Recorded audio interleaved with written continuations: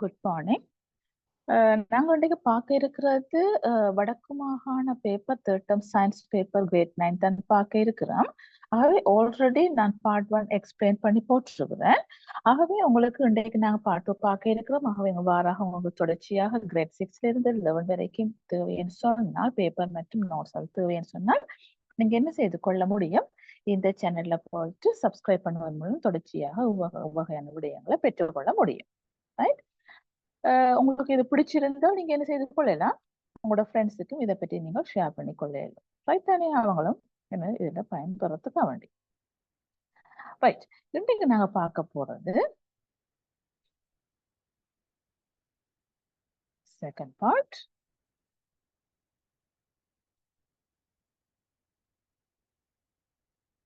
Right, அதாவது part 2A பார்ட்ல முதலாவது பார்ப்போம் அமைப்பு கட்டுரை வினாக்கள். ஓகே, பார்த்தோம்னா மின்னலினால் மனிதர்கள், விலங்குகள், உடைமைகள் போன்றவற்றுக்கு பெருமளவு பாதிப்பு ஏற்படுகின்றன. ஆகவே பாதிப்பு ஏற்படுற முறைகள் என்னென்ன வகையான பார்த்துக்கொள்வோம். ஃபர்ஸ்ட், இது என்ன வகையான மின்னல்? நேரடி மின்னலாகவும், இது என்னது, அதாவது பக்கப்பாய்ச்சல் மின்னலாகவும், இது தொடுகை மின்னலாகவும், இது என்னது, அதாவது மாறுது. ஆகவே படிமுறை மின்னலாகவும் காணப்படுது. ஓகே, அப்ப அதுல கேள்வியை பார்த்துக்கொள்வோம். கட்டிடம் ஒன்று மின்னல் தாக்கத்திற்கு ஏற்பட்ட போது அருகில் உள்ள நபருக்கு பாதிப்பு ஏற்படுதல். ஆகவே அப்ப எதுவாக இருக்க போது உங்களுக்கு? அருகில் உள்ள நபருக்கு பாதிப்பு ஏற்படுறது இந்த Q. ஆகவே எனது பக்கப்பாய்ச்சல் பிள்ளைகள். ஆகவே எனது Q ஆக இருக்கும் பக்கப்பாய்ச்சல். ரைட், மரம் ஒன்றை தாக்கிய மின்னல் மரத்தடியில் உள்ள மனிதனை மரம் ஒன்றை தாக்கி மின்னல் மரத்தடியில் உள்ள மின்னல் தாக்குறது அது எதுவாக இருக்க போது எஸ் ஆக காணப்பட போது. ஆகவே எஸ், அதாவது படிமுறை மின்னல். மற்றது, வெட்டு வழியில் நிற்கும் மனிதனோரை மின்னல் தாக்கு. வெட்டு வழியில் நிக்கல தாக்குறது என்ன வகையான மின்னல்? நேரடி மின்னல். என்ன? ஆகவே நேரடி மின்னல் பியாக காணப்படும். அடுத்தது, மரமுடில் சாய்ந்திருக்கும் நபர் ஒருவருக்கோ அல்லது சாதாரண தொலைபேசியில் பேசிக் கொண்டிருக்கோ மின்னல் தாக்குதல். அதாவது நாங்கள் தொடுகையில் இருக்கிறோம். என்ன? ஆகவே என்ன வகையான மின்னல் தாக்க போது? தொடுகை மின்னலாக காணப்படும் பிள்ளைகளே. ஆகவே என்ன இருக்கும்? ஆறாக காணப்படும். சரிதானே?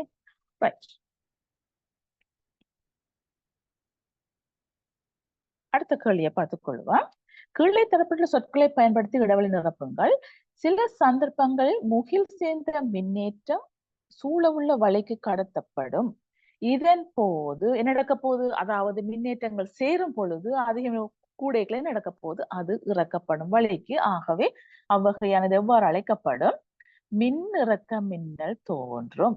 ரைட், ஆகவே எழுதிக் கொள்ளுங்க, மின்னிறக்க மின்னல். அடுத்தது, மின்னல் தோன்றும் போது டேஷ் ஒளியும் ஒரே சந்தர்ப்பத்தில் தோன்றும். உங்களுக்கு தெரியும், மின்னல் தோன்றக்கு என்னது? ஒளியும் ஒளியும் ஒரே சந்தர்ப்பத்துல தோன்றும். ஆகவே ஒளியும் ஒளியும். ரைட், ஆனா ரெண்டும் ஒரே சந்தர்ப்பத்துல தோன்றினாலும் எது ஃபர்ஸ்டா வர்றது? ரைட், உங்களுக்கு தெரியும் என்ன? மின்னல். ரைட், முகிலில் இருந்து பூமிக்கு டேஷ் மின்னல் தாக்கும். என்ன மின்னல் தாக்கும்? புவி மின்னல். என்ன? ஆகவே புவி மின்னல் தாக்கும். அடுத்தது, மின்னலின் வெப்பநிலை சூரியனின் புறமேற்பரப்பு வெப்பநிலையை விட அதிகமாகும். உங்களுக்கு தெரியும், 5 மடங்கு அதிகம். என்ன? 30,000 காணப்படும். அதாவது மின்னலின் வெப்பநிலை ஆகவே சூரியன் மேற்பரப்பு வெப்பநிலையை விட 5 மடங்கு அதிகமாக காணப்படும். ஆகவே அதிகம் ஆகும். அடுத்தது, மின்னலின் மூலம் டேஷ் வெப்பம் வெளிவிடப்படும். என்னது?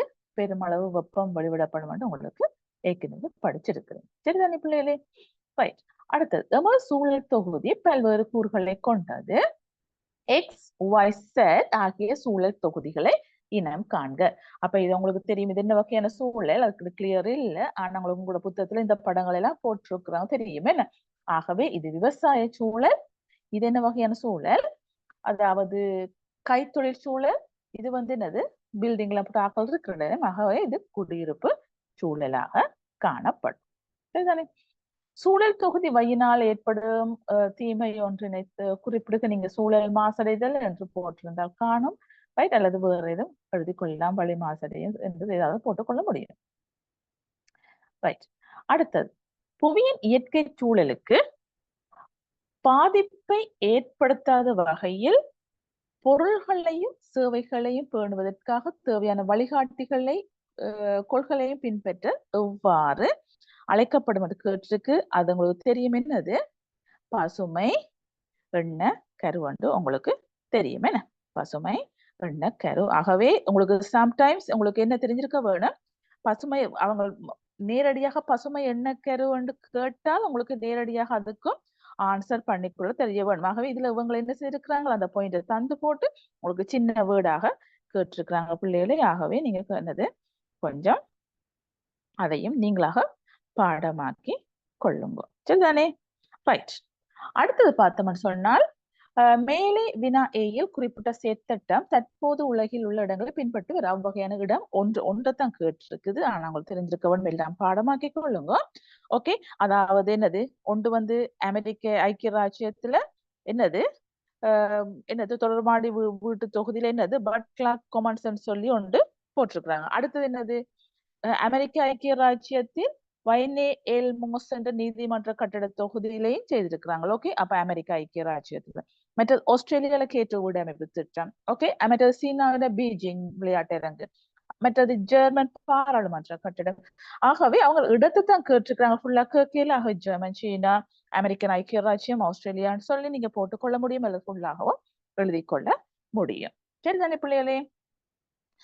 அடுத்தது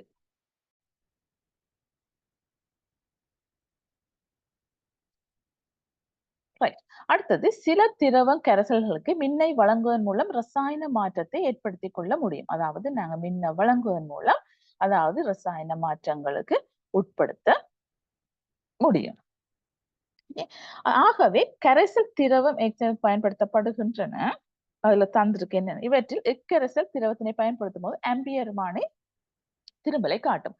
அப்ப ஆம்பியர்மானை திரும்பலை காட்ட வேண்டும் என்று சொன்னால் இந்த பேட்டரியில இருந்து வர கரண்ட் என்ன செய்ய போகுது, இந்த கார்பன் கோளூடாக வந்து திரும்ப பாஸ் பண்ணப்பட்டு என்னது இந்த அடுத்த கார்பன் கோளின் ஊடாக வந்தாத்தான் எங்களுக்கு என்ன நடக்கும், இந்த ஆம்பியர்மானை திரும்பல காட்டும். ஆகவே இந்த கரைசல்கள் எப்படிப்பட்டதாக இருக்க வேணும், மின்னை கடத்தக்கூடியதாக காணப்பட வேணும். ஓகே, அப்ப ஆம்பியர்மானை திரும்பல காட்டணும், அந்த கரைசல் மின்ன கடத்த வேணும்.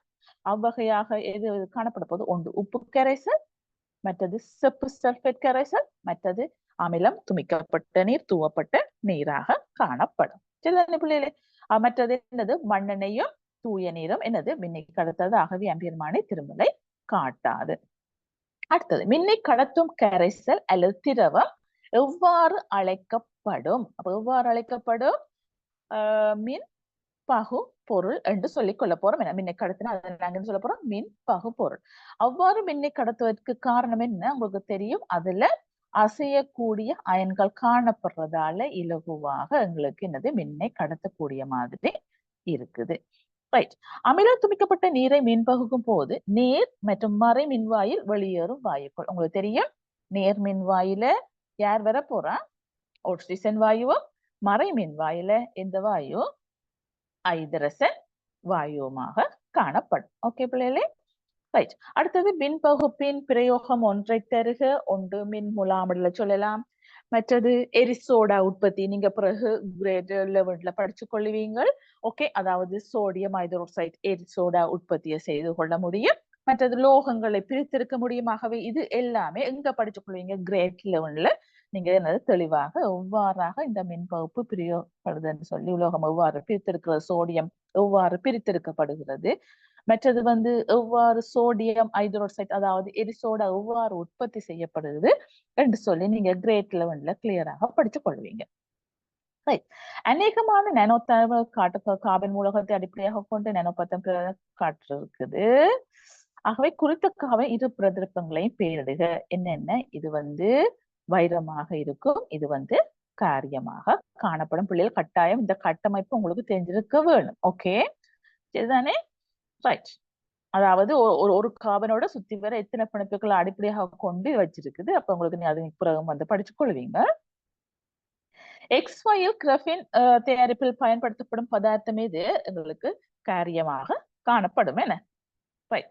அடுத்தது வைத்தியத்துறையில் நானோ தொழில்நுட்பத்தினை பயன்பாடு 2 கேட்டிருக்கு பிள்ளைகளே. ஆகவே உங்களுக்கு தெரிஞ்சிருக்க வேணும் என்னென்ன நானோ தொழில்நுட்பத்துல என்னென்ன இது சொல்லி உங்களுக்கு ஆகவே வைத்தியத்துறையில் நானோ தொழில்நுட்பத்தின் பயன்பாடுன்னு சொல்லும் பொழுது இதில் உங்களுக்கு ஏற்கனவே நீங்க படிச்சிருக்கிறீங்க.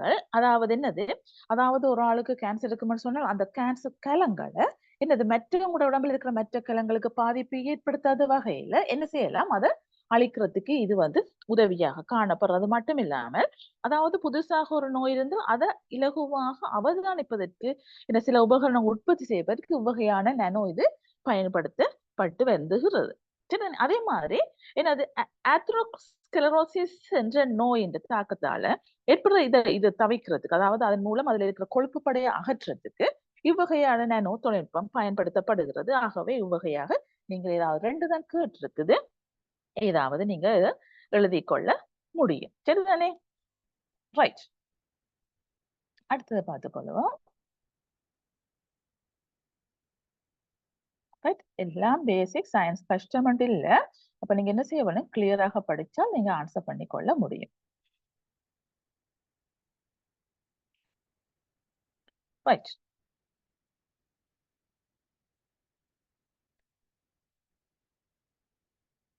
அடுத்து பார்ப்போம். பதார்த்தங்களின் திணிவு கனவளவு எவ்வாறு வேறுபட்டாலும் அவற்றின் திணிவுக்கு கனவுக்கு இடையிலான தொடர்பு ஒன்று காணப்படுகிறது. நீ படிச்சு நீங்க பார்ப்போம்.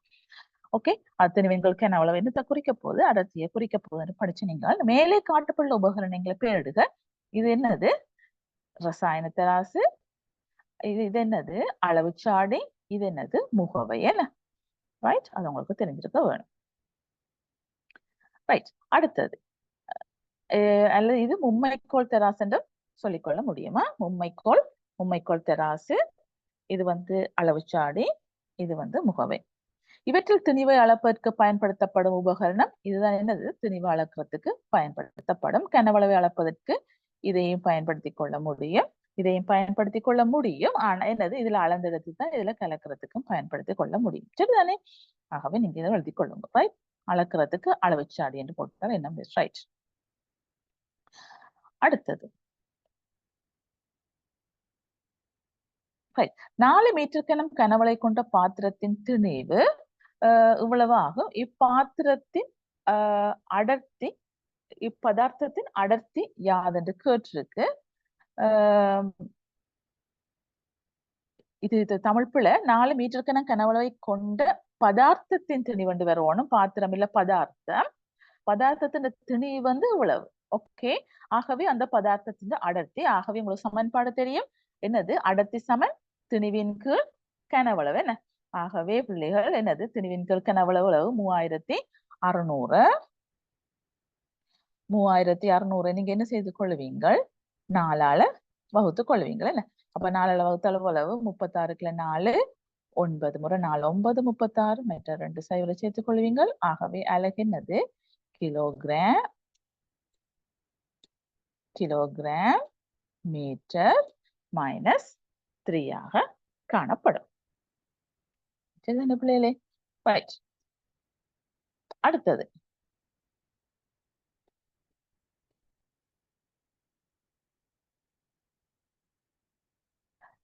எக்ஸ் என காட்டப்பட்டுள்ள உபகரணம் எது? ஆகவே எக்ஸ் என்று காட்டப்பட்டது என்னது, நீரமானியன். அதாவது திரவங்களின் அடர்த்தியை அளக்கிறதுக்கு பயன்படுத்தப்படுற உபகரணம்.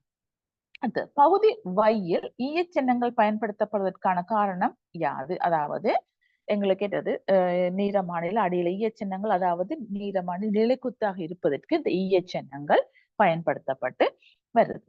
அடுத்தது வேறுபட்டு காணப்படுவதற்குரிய காரணத்தினை, ஒவ்வொரு மட்டும் காணப்படுவதற்கு காரணத்தை குறிப்பது. அதாவது என்னது, ஒவ்வொரு திரவங்களும் என்னது, அடர்த்தி வேறுபடுறதால என்னது, வெவ்வேறு மட்டங்கள் அது என்ன செய்யுது, காணப்படுகிறது. ஓகே, அடர்த்தி கூடினதுல குறைவாக தாழும், அடர்த்தி குறைஞ்சதுல கூடுதலாக தாழும். அதுக்குரிய ரீசனும் ஏற்கனவே சொன்னேன். ரைட். அடுத்தது நீர், மண்ணெண்ணெய், தேங்காய் எண்ணெய் ஆகிய திரவங்களில் ஏபிசிக்கு பொருத்தமாக அமையக்கூடிய திரவங்கள் அவை. அப்ப ஏபிசி பார்ப்போம். அப்ப இதுல உங்களுக்கு தெரிஞ்சிருக்க வேணும், இந்த மூன்றுலையும் அடர்த்தி கூடினது எது, நீராகவும், அதுக்கு அடுத்தது தேங்காய் எண்ணெயாகவும், அடுத்தது மண்ணெண்ணெயாகவும் காணப்படும். ஓகே, ஆகவே நாங்க பார்த்துக் கொள்வோம் மேல.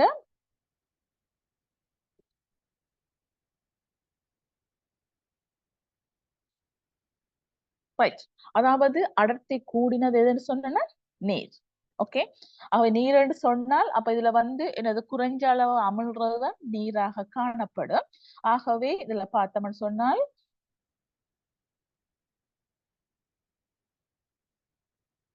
ரைட், இதுல பார்த்தோம்னு சொன்னால் இதுல குறைஞ்ச அளவு அமிழ்றது எது? இந்த திரவம் பி. என்ன காரணம்னு சொன்னால் இதுன்ற அளவுடை என்னது எங்கிருந்து போகுதுன்னு சொன்னால் மேலே இருந்து வாரப்படியினால தான் என்னது செயல்படுத்த நாங்க என்ன செய்யறோம் இப்படி போட்டுக்கொள்றோம். சரிதானே? ஆகவே எங்களுக்கு குறைஞ்ச அளவு அமிழ்றது எது? இந்த திரவம். ஆகவே இது என்னது அடர்த்தி கூடினதாக காணப்படும். சரிதானே பிள்ளைகளே? அடுத்தது யாரு குறைஞ்சளவு அமல்றது?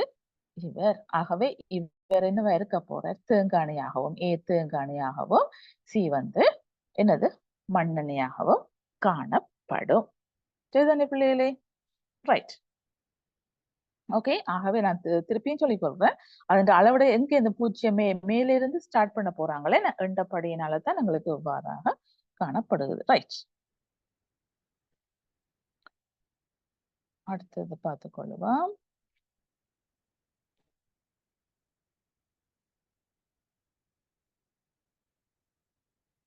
சரி, சிறிய மற்றும் பாரிய கைத்தொழில்களில் நுண்ணங்கிகள் பரவலாக பயன்படுத்துகின்றன. உரு ஏயில் காட்டப்பட்டுள்ள அமைப்பு எதனை காட்டுகிறது? இது என்ன? இது உயிர்வாயு உற்பத்திக்குரிய இந்த கட்டமைப்பாக காணப்படும். இது என்னது? இது ஜோக்கெட் உற்பத்தி. என்ன? ஓகே. அடுத்தது பார்த்துக்கொள்வோம். இதன் போது பயன்படுத்தப்படும் என்னது பாக்டீரியா இனம் என்னது? மெதனோகோக்கஸ். என்ன? மெதனோகோக்கஸ் என்ற பாக்டீரியா. ரைட். குறித்த கைத்தொழிலுக்கு அவசியமான மூலப்பொருட்கள் 2 தருக. ஒன்று சாணம், மற்றது வைக்கோலாக இருக்கும். சரிதானே?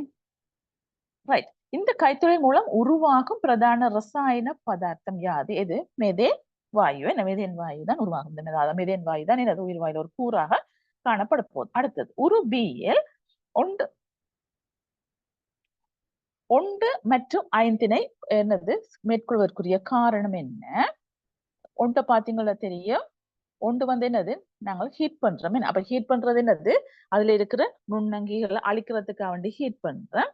அடுத்தது என்ன செய்யறோம்? பாக்டீரியா இது சேர்க்கிறோம். 5வது இது சேர்க்கறதுக்குரிய காரணம் என்ன? அதுல அதாவது பால்ல காணப்படுற லாக்டோஸ் என்ற வெல்லம், அதாவது கார்போஹைட்ரேட் என்னது, அதாவது அமிலச்சுவையுள்ள எலக்ட்ரிக் அமிலமாக மாற்றத்துக்கு தான் இந்த படிமுறை 5 நாங்கள் மேற்கொள்றோம் என்று நீங்கள் ஏற்கனவே படிச்சிருக்கிறீங்க. ரைட். அடுத்தது பார்ப்போம். இங்கு பாலில் உள்ள என்னது லாக்டோஸ் எனப்படும் கார்போஹைட்ரேட்டை என்னது லாக்டிக் அமிலமாக பாக்டீரியா மாற்றுகின்றது. ஓகே. அதாவது லாக்டோஸ் லாக்டிக் ஆசிடாக மாத்துது. என்ன? ஓகே. லாக்டிக் அமிலமாக மாத்துகின்றது. இங்கு உருவாக்கும் அமிலோணத்தின் பயன்பாடு என்னது? அது மேலும் வேற என்னது நுண்ணங்கிகள் தாக்காம இருக்கிறதுக்குத்தான் அந்த வகையான அமிலோடகம் பயன்படுத்தப்படுது. ரைட். அப்ப எக்ஸ் என்ற மூலகம் 1735 காட்டிட்டு இது என்னது? கீழே இருக்கிறது அணுவண்ணாகவும் மேலே இருக்கிறது என்னவாக இருக்க போது திணிவண்ணாகவும் காணப்படும். சரிதானே? ரைட். ஆகவே இந்த அணுவன் என்னத்துக்கு சமனாக காணப்படும்? புரோத்திரன்களின் எண்ணிக்கைக்கும் இலத்திரன்களின் எண்ணிக்கைக்கும் சமனாக காணப்படும். என்ன? அப்ப அணுவன் 17ஆக காணப்படும் இடத்து புரோத்திரன்களின் எண்ணிக்கை எத்தனையாக காணப்படும்? புரோத்திரன்களின் எண்ணிக்கையும் எவ்வளவு? 17ஆக காணப்படும். ஓகே. அதே மாதிரி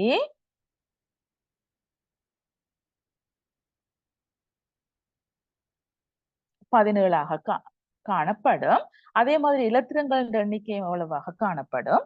17ஆக காணப்படும். ரைட். அதே மாதிரி நியூத்திரன்களின் எண்ணிக்கை. அப்ப நியூத்திரன்கள் எண்ணிக்கை என்று சொல்லும் பொழுது அதாவது என்னது திணிவன்ல இருந்து புரோத்திரங்களோட எண்ணிக்கையை கழிப்பதன் மூலம் நாங்கள் என்னது நியூத்திரன்கள் எண்ணிக்கையை பெற்றுக்கொள்ள முடியும். என்ன? ஆகவே 35ல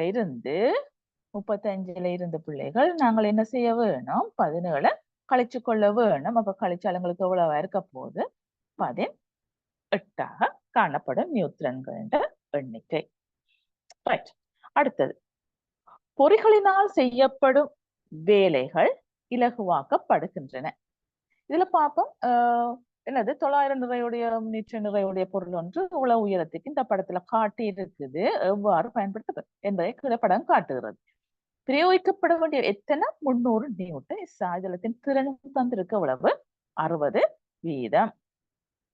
ரைட் தானே? ஆகவே முதலாவது என்னது பொறிமுறை நயம் என்று கேட்டிருக்கு.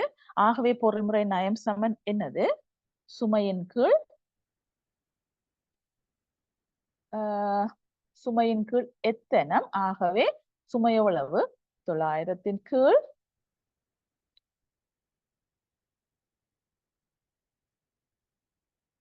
900 கீழ் எவ்வளவு 300. ஆகவே பிள்ளைகள் அப்ப எவ்வளவா இருக்க போகுது சுமையின் கீழ் எத்தனை 0 வெட்டுப்பட 9 3 பிரிச்சால் எவ்வளவு இருக்க போகுது 3 காணப்பட போகுது.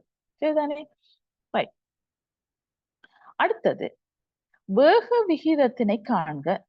அப்ப வேக விகிதம் என்று சொல்லும் பொழுது பிள்ளைகள் உங்களுக்கு என்னது 2-3 சமன்பாடு உங்களுக்கு தெரியும். என்னென்ன சமன்பாடு தெரியும்? வேக விகிதம் என்று சொன்னால் சுமை அசைந்த தூரத்தின் கீழ் எத்தனை அசைந்த தூரம் என்று உங்களுக்கு ஒன்று தெரியும். ஆனால் இதுல எங்களுக்கு என்ன தெரியும்? சுமை அசைற தூரம் தெரியும் எவ்வளவு 1.2 மீட்டர். ஆனால் எங்களுக்கு என்னது எத்தனை அசைந்த தூரம் தெரியுமா? இல்ல. ஆகவே அப்ப திருப்பியும் சொல்லிக்கொள்றேன், வேக விகிதத்தை காண்றதுக்கு என்னது எத்தனை அசைந்த என்னது தூரத்தின் கீழ் சுமை அசைந்த தூரம் என்ன பிள்ளைகளே. ஆகவே எங்களுக்கு சுமை அசைந்த தூரம் தெரியும் 1.2 மீட்டர். ஆகவே எத்தனை அசைந்த தூரம் தெரியுமா? தெரியாது. ஆகவே அந்த சமன்பாடு பிரயோகிக்க இயலாது. ஆனால் எங்களுக்கு சாய்தளத்தில் திறன் தந்திருக்கு 62. அப்ப அதுக்குரிய சமன்பாடு என்னது? திறன் சமன் என்னது பொறிமுறை நயத்தை வேக விகிதத்தால வகுக்கும் பொழுது தர 100 செய்யும் பொழுது எங்களுக்கு என்னது அதோட வேக விகிதத்தை கண்டுகொள்ள முடியும். ஆகவே பிள்ளைகள் அழகாக நீங்க என்ன செய்து கொள்ள முடியும்? 60 சமன், அதாவது திறன் சமன் பொறிமுறை நயம் நீங்க ஏற்கனவே கண்ட நீங்கள் 3 அதன் கீழ் என்னது வேக விகிதம். ஓகே,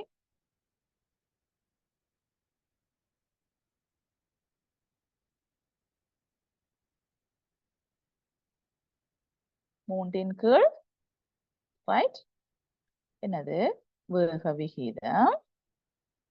சரிதானே? வேக விகிதம் என்னது அடுத்தது தர 100 இருக்கும் என்ன பிள்ளைகளே? ரைட். ஆகவே அப்ப இது இலகுவாக சுருக்கினால் எங்களுக்கு என்ன நடக்கும்? இந்த மூன்றும் இங்க ஒரு முறை இங்க என்னது வகுப்படும் எவ்வளவு 20. 20 நான் இதுல என்னது கணக்கு செய்யல, நான் இலகுவாக இதுல செய்து காட்டியிருக்கேன். உங்களுக்கு மேத்ஸ் ரீதியாக நீங்க என்ன செய்து கொள்ளலாம், வேக விகிதம் இஞ்சால வர என்னது இந்த 60 வந்து இங்க வந்து வகுப்படும். அப்படி நேரடியா நீங்க என்னது அப்படி கணக்கு ரீதியாக அப்படி மாற்றி செய்து கொள்ளுங்க. நான் இதுல வச்சு உங்களுக்கு இலகுவாக சொல்லி தரேன். ரைட் தானே? ஆகவே இந்த 20 இந்த 100ம் வெட்டுப்படும். இந்த 20 இங்க வந்து வகுப்படும் தானே பிள்ளைகளே? ஆகவே என்ன 100க்கு வகுப்படும். ஆகவே 20 இங்க ஒரு முறை, அப்ப இங்க எத்தனை 5 முறையாக காணப்படும். சரிதானே? ஆகவே அப்ப இங்க நடக்க போகுது இந்த வேக விகிதம் இங்க வந்து பெருக்கப்பட எங்களுக்கு வேக விகிதம் எவ்வளவா இருக்க போகுது பிள்ளைகள்? எங்களுக்கு 5 காணப்படும். ஆகவே வேக விகிதம் எவ்வளவு பிள்ளைகள்? எங்களுக்கு 5 காணப்படும். சரி, சரியா? அடுத்தது அப்ப திருப்பியும் சொல்லிக்கொள்ளும் பிள்ளைகள், பொறிமுறை நயம் சமன் என்னது சுமையுங்கள் எத்தனை மடு போட்டு செய்வீங்கள். ஆகவே சுமை என்னது 900 எத்தனை 300 போட்டு வகுத்து கண்ட நீங்கள். அது மட்டும் வேக விகிதத்துக்கு 2 சமன்பாடு இருக்குது சம்பந்தப்பட்டது. ஒன்று எத்தனை அசைந்த தூரத்தின் சுமை அசைந்த தூரம். அடுத்தது என்னது திறனை வச்சு கொண்டு கண்டுபிடிக்கலும். அதை அப்படின்னா நேரடியாக போட்டுக்கொள்ளலாம். நீங்க அந்த சமன்பாடு ஒன்றை ஞாபகம் வச்சுக்கணும், உங்களுக்கு கன்ஃபியூஸ் பண்ணாதுன்ற கணக்கு நான் உங்களுக்கு சொல்லி தந்தேன். அதாவது திறன் சமன் பொறிமுறை நயத்தின் வேக விகிதம் தர 100. அப்படி இல்லையா என்னது நேரடியாக வேக விகிதம் சமன் பொறிமுறை நயத்தின் கீழ் என்னது திறன் தர 100 என்ற நேரடியாக நீங்க அதை கண்டுகொள்ள முடியும். சரிதானே பிள்ளைகளே? அப்ப இப்ப நாங்க பார்ப்போம் பயன்படுத்தப்பட்ட பலகையின் நீளத்தை காண்க. பயன்படுத்தப்பட்ட பலகையின் நீளம் என்று சொல்லும் பொழுது பிள்ளைகள் என்னத்துக்கு வரும்? எத்தனம் அசைந்த தூரம் என்ன? ஆகவே எங்களுக்கு அழகாக தெரியும், வேக விகிதம் தெரியும். எவ்வளவு? வேக விகிதம் என்னது? 5 சம என்னது? எத்தனம் அசைந்த தூரம் தான் என்னது? பலகையின் நீளம் என்ன? ஆகவே அது எங்களுக்கு தெரியாது, நாங்கள் எக்ஸ் என்று போடுவோம். என்னது? சுமை அசைந்த தூரம் எவ்வளவு? 1.2 மீட்டர் என்ன? ஆகவே 1 அதை நாங்கள் என்னது சுருக்கி விட்டால் எங்களுக்கு எவ்வளவு வந்து கொள்ளும்? பலகைன்ற நீளம் 1260. ஆகவே பிள்ளைகள் என்னது? ஒரு தசமதானம் தள்ளி குத்த வேணும். ஆகவே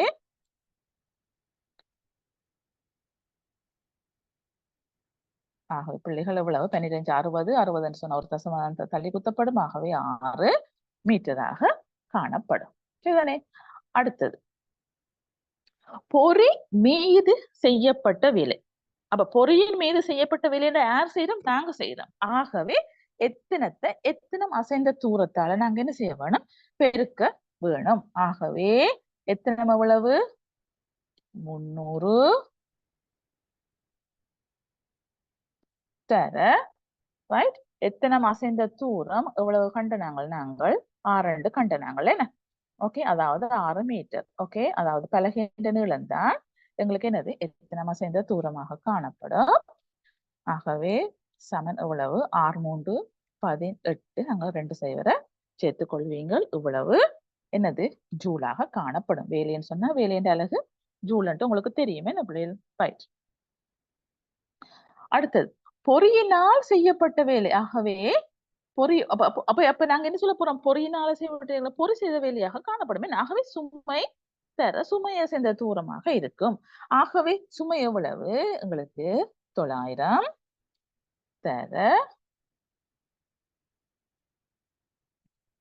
தர ஓகே. ஆகவே பொறியினால் என்னது? தர சுமை தர சுமை அசைந்த தூரம் அது எவ்வளவு இருக்குது? 1.2 என்ன? ஆகவே எவ்வளவு வரப்போகுது எங்களுக்கு? அதாவது எங்களுக்கு என்னது? 12 9 பெருக்கி போட்டு பிள்ளைகள் சரிதானே? 12 9 பெருக்கி போட்டு பெருக்கினா பிள்ளைகள் எவ்வளவு வரும்? எங்களுக்கு 108 வரும். ஆகவே அதுல 2 சைவர் சேர்க்க வேணும். ஆகவே நாங்க 2 சைவர் அதுக்கு பதிலா ஒரு தசமானம் தள்ளி குத்த வேணும். ஆகவே ஒரு சைவர் சேர்த்தால் காணும். அதோட என்னது? அழகு ஜூல் போட்டு கொள்ளுவீங்க. சரிதானே?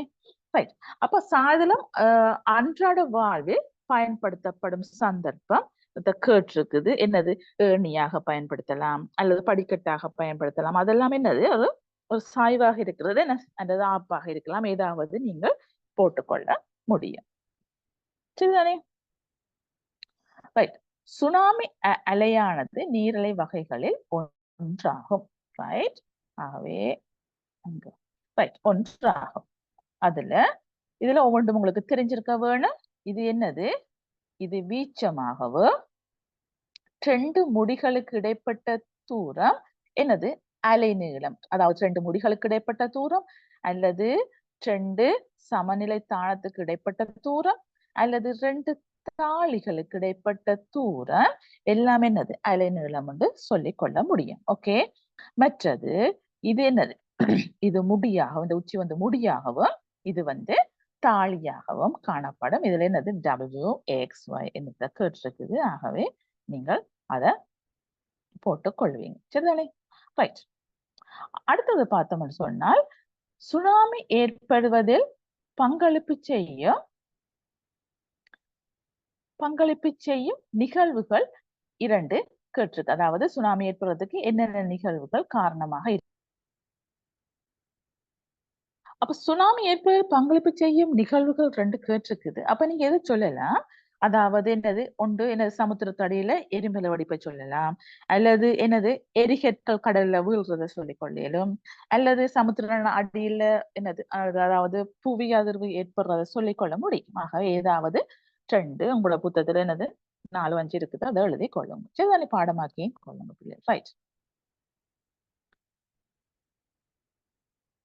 ரைட். அடுத்தது பார்க்க போறோம். ஆழமான கடலில் இருந்து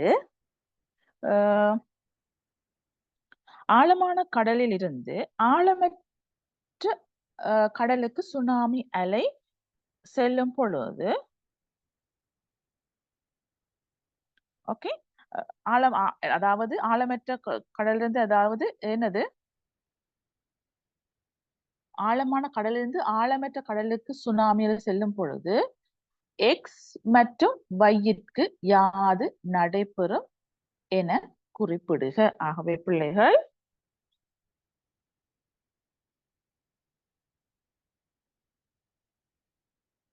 பார்த்தோம்னு சொன்னால்,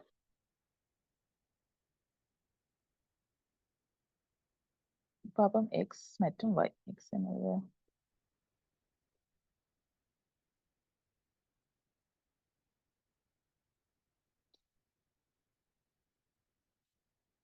எக்ஸ் வந்து என்னது, அலைநீளம், y வந்து என்னது, வீச்சம். என்ன, ஆகவே பிள்ளைகள் ஆழமான இதாக இருக்கும் பொழுது எங்களுக்கு என்ன செய்யும், இந்த வீச்சம் குறையும்.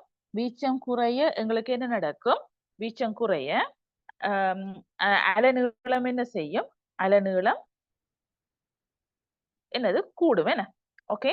ஆகவே அது உங்களுக்கு தெரிஞ்சிருக்க வேணும். ஓகே, ஆழமானாக இருக்கும் பொழுது என்னது, கதி கூடவாக இருக்கும், அதாவது அலைநீளம் என்ன செய்யும், சரிதானே. அப்ப ஆழமாக இருக்கேக்கல கதி அதிகரிக்கும், அலைநீளம் அதிகரிக்கும், ஆகவே வீச்சம் குறையும். சரிதானே.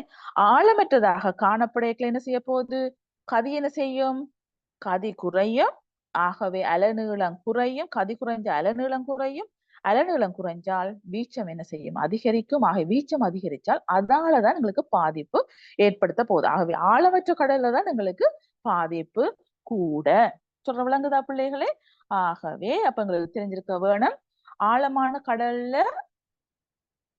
இது நடக்கும், இந்த வீச்சம் குறைவாகவும், ஆழமற்ற இதுல வந்து வீச்சம் கூடுதலாகவும் காணப்படும். ஓகே, ஆகவே உங்களுக்கு தெரிஞ்சிருக்க வேணும், வீச்சத்துக்கும் என்னது, அலைநீளம் குறைஞ்சால் வீச்சம் கூடும், அலைநீளம் கூடினால் வீச்சம் குறையும் என்றும் உங்களுக்கு தெரிஞ்சிருக்க வேணும். அப்ப வீச்சமும் எக்ஸ் y வந்து எக்ஸ் வந்து அலைநீளம், y வந்து வீச்சம். பார்ப்போம்.